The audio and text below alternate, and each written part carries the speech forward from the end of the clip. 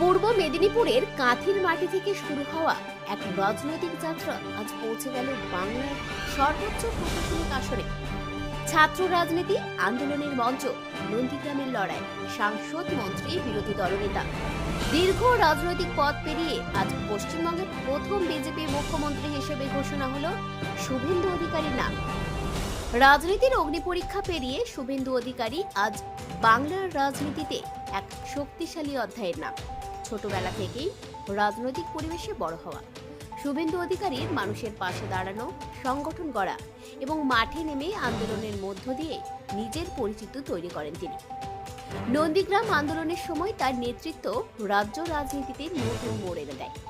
এরপর ধাপে ধাপে সাংসদ, রাজ্যের গুরুত্বপূর্ণ মন্ত্রী এবং পরে বিরোধী রাজনীতির অন্যতম মুখ হিসেবেই উঠে আসেন তিনি।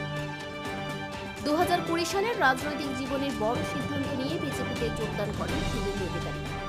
2021 সালের নন্দীগ্রাম বিধানসভা নির্বাচন তাকে জাতীয় রাজনীতির আলোচনার কেন্দ্রে নিয়ে আসে।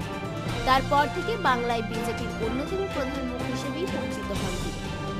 অবশেষে বাংলার রাজনৈতিক ইতিহাসে নতুন অধ্যায়। পশ্চিমবঙ্গে প্রথমবার বিজেপি সরকার এবং সেই সরকারের মুখ্যমন্ত্রী শুভেন্দু অধিকারী। সমর্থকদের দাবি, বাংলার দাদা এবার উন্নয়ন, কর্মসংস্থান এবং নতুন রাজনৈতিক দিশা নিয়ে এগোবেন। প্রতিদিন 24x7 নিউজের তরফ থেকে শুভেন্দু অধিকারীকে জানাই আন্তরিক শুভেচ্ছা ও অভিনন্দন। নতুন দায়িত্বে সফল হন, উন্নতির পথে এগিয়ে যাক বাংলা।